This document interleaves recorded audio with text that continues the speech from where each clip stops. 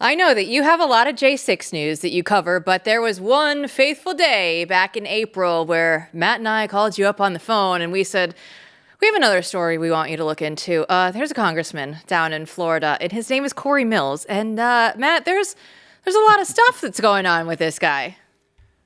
Yeah, so this is everyone's favorite in a way because it's so amusing and it's so colorful. I mean, it shouldn't be funny, but it is a case study in how corrupt this republic has become. That someone like this is allowed to stay in office. Someone like this made it to office and has been allowed to just run amok for this long. So. I mean, this starts with the marriage and the radical Muslim, officiant of his marriage. But, it ends in, we don't know where it quite ends yet, but it ends with money bags being delivered to him and him, allegedly committing felonies by threatening some of the many women that he's been with and blackmailing them. But we didn't know all that when we called Steve on the phone. We only knew the radical mufti had married him. There's a lot of shady business dealings going on.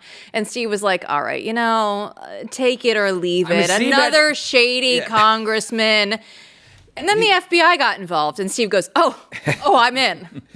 That was absolutely the truth. We've talked about it on this program before, is that this was not a story I had any interest in whatsoever. I wouldn't even say that it was on my beat. It was really something that I went, okay, well, that's cool. But the reality is that as I began to read through what you guys were sending me, I started to see some things that were, we'll just say, anomalous. And the biggest anomaly in the process was the alleged investigation by an alleged FBI agent in Florida who was allegedly investigating Cory Mills, the congressman. Keeping the lawyers happy today, Steve. Right, I've had to learn how to do this, and what we discovered is that our own sources in the story, who you guys were introducing me to, were being interviewed by an FBI agent under the auspices that she was investigating Cory Mills. But the more I looked into it and the more we talked to them, the more they felt like they were the target of the investigation. And so that's when all of a sudden my radar went off and I dove in. Well, I've been all, full in ever since. And again, if we talk about why this story is important, there are naysayers online. Look, since our story released a couple of days ago, the most recent story about the we'll call it the sextortion of a reigning beauty queen in Florida, a GOP activist down there, a girlfriend of his for over 3 years that overlapped not only his marriage but also overlapped a live-in girlfriend in D.C. at the same time. Plus more. More coming there as well, and so we've had people that have reacted and said, we don't care about Congressman's sex life. We don't care about who they're sleeping with. We don't care about, ugly breakups. I went, no. My response every single time has been, this is not about a breakup. This is not about an adultery. This is not about a guy's sex life. This is felony. These are felonies being committed here. Just start with the sextortion itself.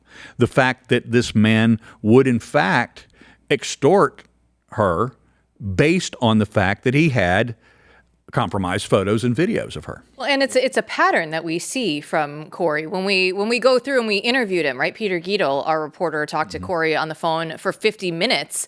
When we reached out for comment on our very first story about being married by the radical mufti, we asked the congressman what his religion was and did this guy marry you? And he went on for 50 minutes in a tirade and just went through and how dare you reach out to my wife, my ex-wife, and ask her for comment? Don't you know that her father and her brother died? Well, that was nearly 20 years ago. Like, we're sorry that they died. Obviously, like, we're not taking any delight in that.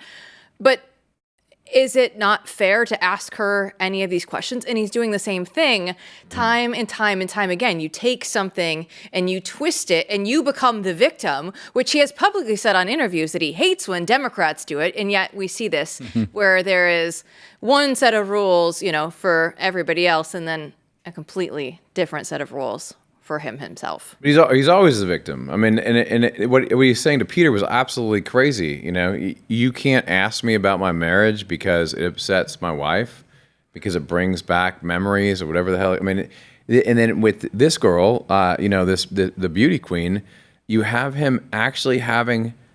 I mean, you tweeted about this, Jill. I mean, you have him actually taking the girlfriend that broke up, that made this girlfriend an ex, right? Yeah. She found out about this girl up north, domestic, dispute.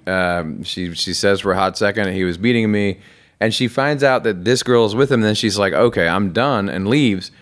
And then he has her call. Like I put on X. I can't even Maybe describe you shouldn't this. have your DC girlfriend call your ex-Florida girlfriend to try to get her to kill the story. Maybe we shouldn't use that phone, but Cory was blocked on all the other numbers and he was desperate. And what did he do? Oh, let's use the other girlfriend's phone. And then the just crazy. line was, "You can't do this because think of of my son." think of his children." Yes. It was Sarah. It was the side piece, I think, saying, you know, number one, saying, "Hey, think of his son." Like, what the hell? Like, you know, it revolves around him. But the important thing is, and it was crazy when I saddled Steve with this. This whole Mills thing, because I knew you were like, well, what? I have a lot on my plate. What the hell is this? But ultimately, there is something connected to that FBI story going on here. Well, there's much. This story is going to go infinitely deeper than what we have revealed so far. This is not the story of domestic violence and sextortion and multiple affairs. Overlapping girlfriends and mistresses while he's married, and it's not even the story of him being married by a radical mufti in the most radical mosque in America. Those are all interesting stories, but we had a precursor to this story when we saw what he did in Syria back in April, when this congressman got into a private car and drove from Damascus to Beirut on a highway and across a border where both sides of the border are controlled by Hezbollah. And he did so with no security, and he did it with locals, and somehow he managed to make that trip without any worries, concerns, problems, because at the end of this investigation, the one thing we're going to learn, just like with J6, is who makes these things happen. Who's the controller? Who's the handler? Who is the facilitator? And I think we're going to find out in this story there's an invisible hand at play. Yeah, because we have someone. Why is this FBI agent doing this? Is she friends with him in some way? Right? Or why is she referencing a Department of Defense investigator? Gosh, I've heard that phrase before. So why is that happening? That's the real story, and that's something that I think we will find out at least a lot more about in the coming months. But I have a question for Jill on this. Your trajectory on this, it's not just, I mean, when as this story was unfolding, did you have a couple moments when you knew early on, oh my gosh, this rabbit hole goes a long way? Well, Matt, I think when I took the printed out documents and came over to your house, knocked on your door, and I know said, that. I have something that you need to see here. That was number one. That was absolutely number one, because the radical mufti just set off all sorts of alarm bells in my head, going, okay, how does this happen? How does nobody talk about this? I just looked at that, and then when we brought Steve into the story, and then we said, wait a minute, there's a potential rogue FBI agent, and we get an actual statement from the FBI. Steve and I were on the phone. I was going to fly out of here and take the weekend off to go hang out with one of my friends, and I said, oh my gosh, Steve, they gave us the statement. Like, we're right about this. Like, we actually, we knew that this was the case, but the FBI just confirmed to us. And that's when I knew that we weren't just dealing with a regular, oh, this is a bad thing. Like, no, there are so many levels to this story. We didn't know how far we were going to have to go down this rabbit hole, but it has become we can do this all day, really. We can keep going, because there are so many different things. This story is never boring. Not a lot of people start international arms companies with, whatever access to capital, we still don't know where that. Yeah, with access to over $200 million